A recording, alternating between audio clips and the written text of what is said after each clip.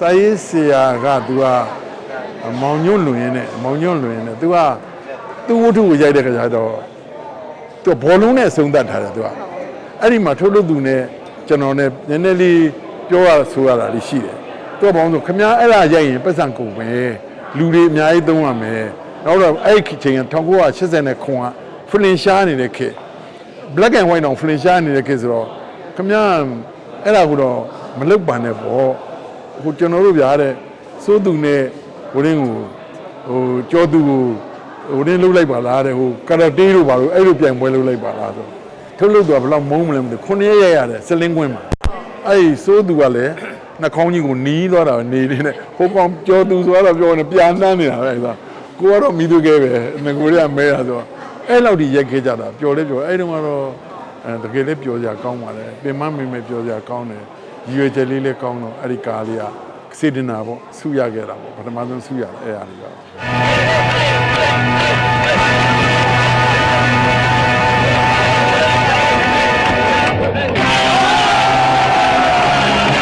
ကျော်သူကနေပြီးတော့ဒီဘောလုံးကိုနောက်ကန်ခံတာပေါ့နောက်ကန်တဲ့အခါမှာရိုက်တော့ slow motion နဲ့ရိုက်တယ်ဒါပေမဲ့ပြတဲ့အခါကျတော့သူက stop motion ခေါ်တာပေါ့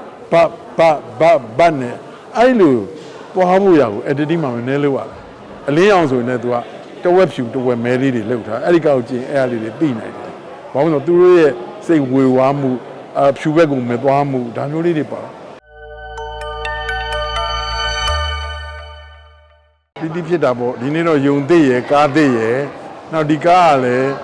ဟိုပေါ့ယုံငားပြီးတော့ပြတဲ့ကားဆိုတော့ထူးခြားတာပေါ့နော်ယုံကလည်းဒီယုံကလည်း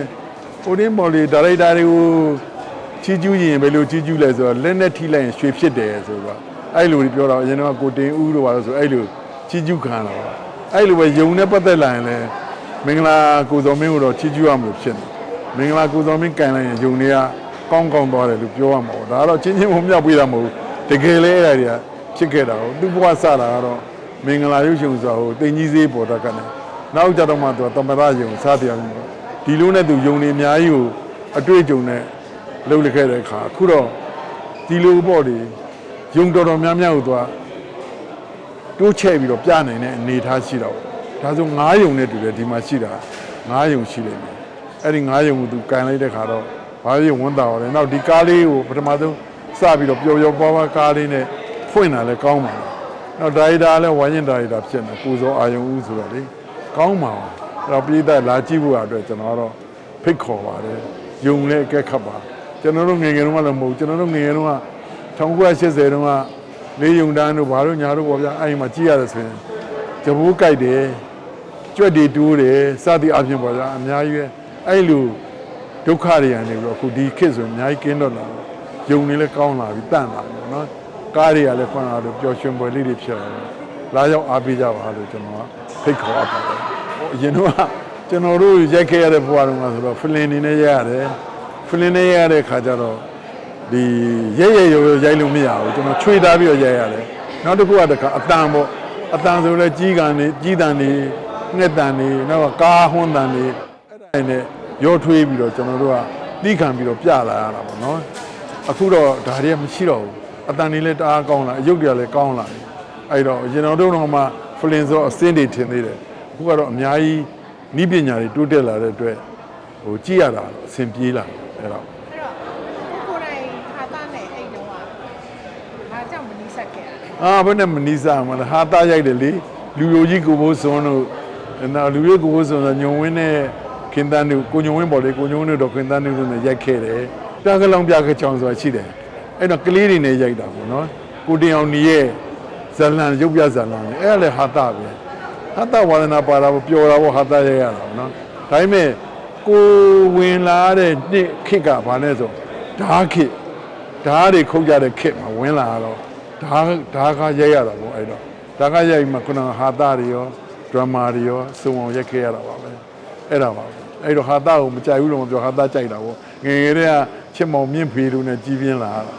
အဲ့ဒါက1980နဲ့ခွန်မှာပြကလုံးပြကကြောင်အဲ့ဒါပြီးတော့ဗာရိုက်တယ်တဲ့ဒိုးကိုရိုက်တယ်အဲ့ဒီကွဲပြားတာကိုပြောတာပါနော်နောက်တစ်ခုကလူမျိုးကြီးကိုဖို့ဆောင်ကြတော့ဒီတဲ့နည်းနည်းစောလိမ့်မယ်1980နဲ့4-5လောက်ဖြစ်လိမ့်မယ်ထင်တယ်မှန်တယ်ဒါဆက်ဒိုးဆောင်လေးပြောလို့တတိယတော့အေးဒိုးက ဆိုတာအားကစားဟိုစားဘောလုံးgame နဲ့ပေါ့နော်ဒါပေမဲ့ဒီကားလေးဆိုရင်ဒါအကုန်လုံးကြိုက်ကြတယ်တမျိုးထိတ်ချက်ဒါပေမဲ့ဒီခေတ်မှာဒီလိုပေါ့နော်ဘောလုံးကားလေးတွေရိုက်တယ်လုံးဝကားလေးတွေထင်တော့မတူပေါက်တာလေတွေ့ရဘူးဘယ်လိုမျိုးပြောင်းလဲမှုတွေပေါ့ရှိကခံစားဟိုကတော့ဘောလုံးကားကြီးတက်မဟုတ်ဘူးသူကအဲ့ဒီဘောလုံးနဲ့ပတ်သက်ပြောအောင်မယ်စာရေးဆရာကသူကမောင်ညွန့်လွင်နဲ့သူကသူ့ဝတ္ထုကိုရိုက်တဲ့ခါကျတော့သူကဘောလုံးနဲ့အဆုံးသတ်ထားတယ်သူကဘောလုံးရဲ့သဘောကဘာလို့ဆိုတော့ team work ပေါ့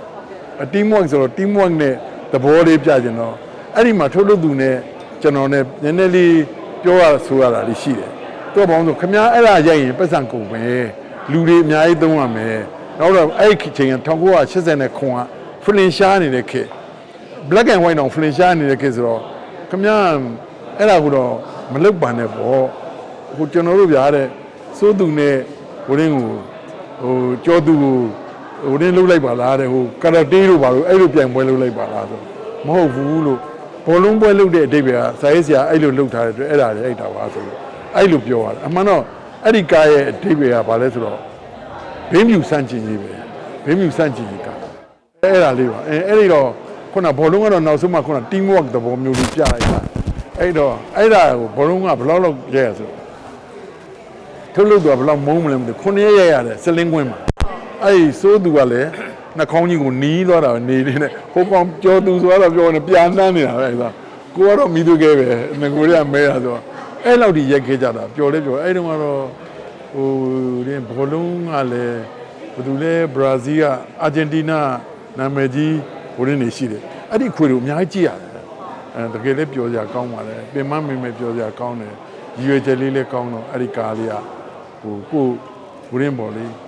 စေတနာပေါ့ဆုရခဲ့တာပေါ့ပထမဆုံးဆုရတယ်အဲ့အရာလေးပါ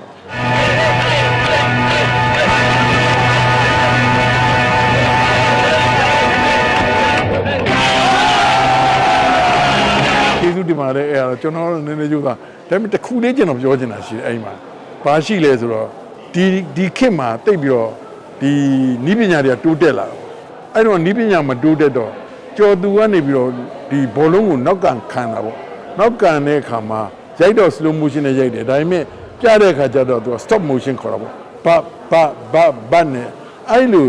ပွားဖို့ရကို editing မှာမနည်းလို့ရတယ် editing မှာမနည်းလို့ရတယ်အဲ့ဒါမျိုးလေးတွေပေါ့လေမှတ်ရလေးတွေနောက်တစ်ခုကဒိုးကိုပြောရရင်ဒိုးကဒီအလင်းရောင်နဲ့ပတ်သက်ရင် lighting နဲ့ပတ်သက်ရင်အများကြီးကစားထားတယ်သူကဒီကောင်တွေကိုဘယ်တော့မှကင်မရာအန်ဂယ်ဆိုရင်ဒီကောင်တွေကိုပထမဘိန်းဖြူသုံးနေတဲ့ဘဝတုန်းကဆိုဘယ်တော့မှကင်မရာသူတို့အောင်မနေဘူး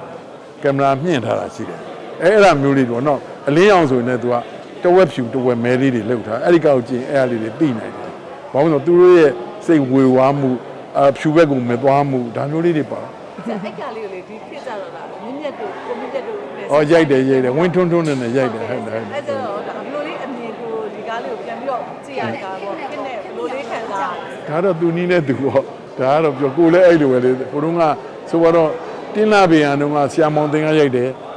ကျွန်တော်လက်ထက်ကျတမျိုးရိုက်သွားတာပေါ့မသချင်းသုံးတာလေးတွေစပြီးတော့မှတ်မိမလားမသိဘူးဟိုမျက်စိမိထားတော်ညာသူရိတ်ထင်နေတာဆိုတာအဲ့ဒါပထမဆရာတင်တုန်းကဘာလဲဆိုတော့မိုးတွေဝါသူကသုံးထားတယ်မိုးတွေဝါဆိုတော့ငါပြိတ္တာပြင်းမရအဲ့တော့ဆိုပြီးတော့လိုက်နိုင်မှာမဟုတ်ဘူးဆိုပြီးတော့အဲ့ဒီဥလက်ထွန်းနဲ့အဲ့ဒီဘာလဲအဲ့တချင်းလေးသုံးလိုက်တာပေါ့နော်အဲ့ဒါမျိုးလေးဒါမျိုးလေးတော့ကွာတာပေါ့ပြိတ္တာတဲ့ကိုကြားရှိသွားဂျင်းထဲမှာကြားတဲ့ကားအောင်မြင်ဆုံးကားတယ်အဲ့ဒါပါအဲ့လိုပြောချင်တယ်နော်